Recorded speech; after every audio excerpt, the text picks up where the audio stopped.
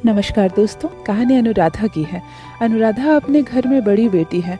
अनुराधा के एक बड़े भाई है जिसकी शादी हो चुकी है और अनुराधा के पिता का देहांत बहुत पहले ही हो चुका है, जब अनुराधा महज 11 साल की थी।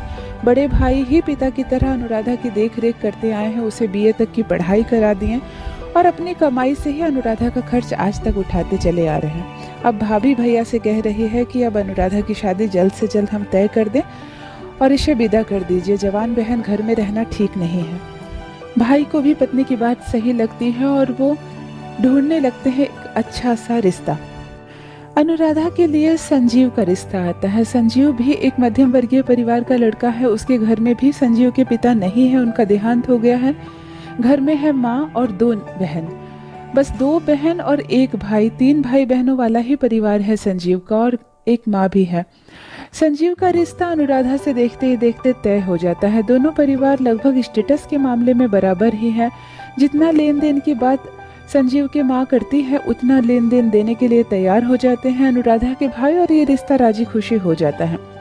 अनुराधा को जो भी जमा पूंजी थी भाई देकर विदा कर देते हैं। विदा करते वक्त माँ और भाभी अनुराधा को यही सिखाती है कि बेटा, हमारे पास जितना भी था सब मिला जुला कर हम तुम्हारी शादी कर दे रहे हैं। तुम्हारे पिता के देहांत के बाद भैया जो भी कमाते थे और आज तक जितना भी जमा किया था, यहाँ तक कि भाभी अपने दहेज में जो सोने के आभूषण लाए थे उसको भी तुड़वा कर तेरे लिए जेवर बना दिए हैं। अब इस शादी को निभाना हर हाल में तुम्हारी जिम्मेवारी है। अगर थोड़ा बहुत कष्ट भी हो ससुराल में तो ससुराल का दामन कभी मत छोड़ना। मायके लौटने की बात मत सोचना। मायके का दरवाजा तेरे लिए हमेशा खुला है, तुझे प्यार और सम्मान देने के लिए, पर तुझे पनाह देने के लिए नहीं। ससुराल में जो भी हो पर तुझे रहना ससुराल में ही। यही बात भाभी और माँ ने अनुराधा के कान में डाल दी। अनुराधा समझ चुकी थी कि अब मेरा असली घर मेरा ससुराल ही है, पति ही है, सास ही है और जो दोनों ननद है वो ही मेरा अपना परिवार है। मायके लौटने या ससुराल छोड़ने जैसी बात मुझे कभी सोचने भी नहीं है। ससुराल भी मनमर्जी का नहीं मिला अनुराधा को। पति तो बेहद प्यार करते हैं और बात भी मानते हैं अनुराधा की, अपनी किसी भी बात में सलाह भी लेते हैं। लेकिन बाकी की जो 2 छोटी ननद है उन्हें अनुराधा से कोई मतलब नहीं है। वो अपनी पढ़ाई करते हैं और अपनी जिम्मेवारियां निभाती है घर की। सासू माँ अनुराधा को शुरू से ही पसंद नहीं करती है। बात यह हुई कि सासू माँ शादी में कुछ तोले सोने के जेवरात की मांग करती है जो सुधीर भैया पूरा नहीं कर पाते हैं। हालांकि जितना भी सामान और जितना कैश मांगा गया था किसी तरह भाई पूरा कर देते हैं, लेकिन सोने के आभूषण में थोड़ी बहुत ऊंच नीच होने की वजह से सासू माँ को खटकने लगती है अनुराधा। संजीव अनुराधा को बेहद पसंद करने लगा है। अनुराधा का स्वभाव बहुत ही सरल है, शांत किस्म की लड़की है। घर के सारे काम को बहुत ही आसानी से अपने हाथों में ले लेती है। दोनों ननद को कुछ भी नहीं करने देती, क्योंकि बड़ी ननद की पढ़ाई कंप्लीट हो गई थी और अब उसकी शादी की बात चल रही थी और छोटी ननद अभी कॉलेज जाती थी। लेकिन दोनों को अनुराधा कोई भी काम नहीं करने देती थी। हाथों हाथ दोनों का काम संभाल ली थी। दोनों को बिस्तर पर ही चाय नाश्ता सब पहुंचा देती थी। इसीलिए दोनों ननद काफी खुश रहती थी भाभी से और भाभी भाभी कहते दोनों का मुंह नहीं थकता। लेकिन सासू माँ को जीत नहीं पा रही थी। सासू माँ की आंखों पे तो पैसों का पर्दा चढ़ा था। बात यह थी कि जब संजीव का रिश्ता अनुराधा से तय हो गया था उसके बाद एक बहुत ही अच्छा, एक अमीर घर की लड़की का रिश्ता संजीव के लिए आता है।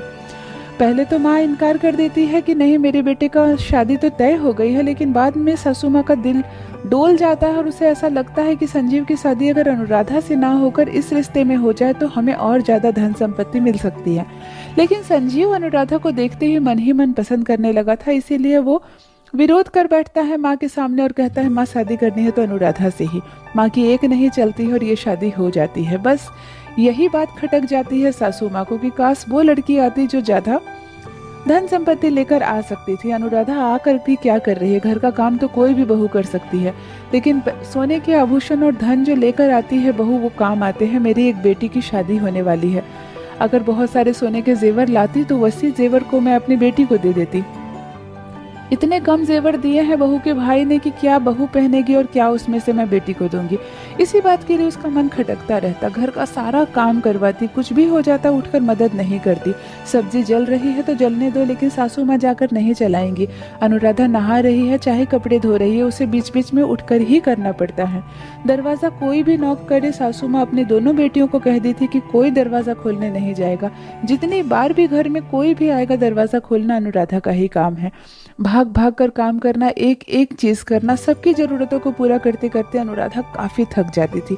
लेकिन सासू माँ को कोई फ़र्क नहीं पड़ता था, वो मदद के नाम पर कुछ भी नहीं करती थी और चार ताने ही सुना देती थी कि तुम्हारे भी तो घर में भाभी थी, क्या उनसे तुमने कुछ भी नहीं सीखा, बस मुंह उठाकर चली आई ससुराल।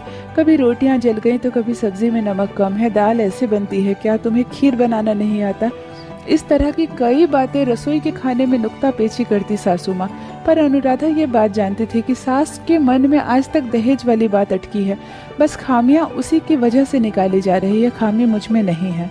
फिर अपनी भाभी और अपनी माँ की याद आती कि उन लोगों ने कहा था कि जो घर है तुम्हारा यही है, यहाँ से लौटने का सोचना मत।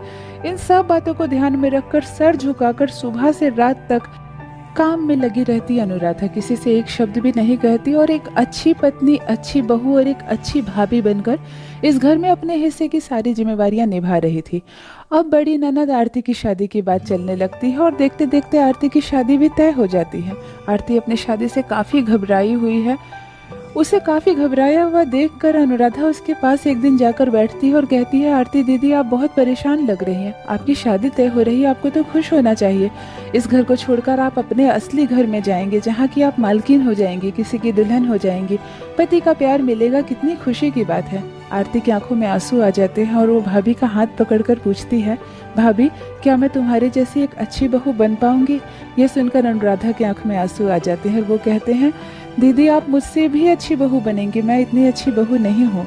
आरती कहती है, नहीं भाभी, आप जिस दिन से विदा होकर मेरे घर में आई हैं, मैं देख रही हूँ माँ कितना परेशान करती है वो आपको, आपके किए हर काम में नुक्ता पेची निकालती है, आपके बनाए हर खाने को वो स्वादिष्ट नहीं बोल पाती है। आप कितना भी काम कर ले, कितना भी थक जाए, थकान आपके चेहरे पर दिखाई ना दे, आप सारा दिन यही कोशिश करती हैं और फिर भी माँ आपको बहुत परेशान करती हैं और आप चुपचाप से रहती हैं। मुझसे तो नहीं सहा जाएगा इतना कुछ। अनुराधा कहती है, ज़रूरी नहीं आपको भी वैसी ही सास मिले जैसी मुझे मिली है। और फिर माँ जी बस यूँ ही मुझे बोल देती है, कमी मुझ में नहीं है, वो शादी की कुछ ऊंच नीच की बात है, आप नहीं समझेंगी। फिर भी आरती कहती है, भाभी मैं आपकी जैसी अच्छी बहू शायद कभी ना बन पाऊँ, लेकिन आप प्रेरणा बनती हैं मेरी ज़िंदगी की। मुझे जब भी ससुराल में कोई कष्ट होगा, मुझे किसी की बात बुरी लग जाएगी या मुझसे कुछ नहीं हो पाएगा, तो मैं आपको याद करूँगी और सीखूंगी कि कैसे सब कुछ आप दिन भर सीखने की कोशिश करते हैं, सर झुकाकर सबकी हाँ में हाँ भरती हैं और घर का सारा जिम्मेवारी अपने सर पर उठा रखी है। आप तो मेरे लिए एक इंस्पिरेशन है। ऐसा सुनकर अनुराधा रोने लगती है और कहती है, दीदी मुझे बहुत खुशी हुई कि आप जैसी मैं ननद पाई हूँ। जिस भाभी को आपके जैसी ननद हो, भला उसे ससुराल में कोई कष्ट हो सकता है क्या। ये कहकर दोनों ननद भाभी अपने आंखों से आंसू बहाने लगती है और एक दूसरे से लिपट कर रोने लगती है। ये थी दोस्तों ननद भाभी की प्यार भरे रिश्ते की एक छोटी सी कहानी। आशा करती हूँ दोस्तों कहानी आपको अच्छी लगी होगी।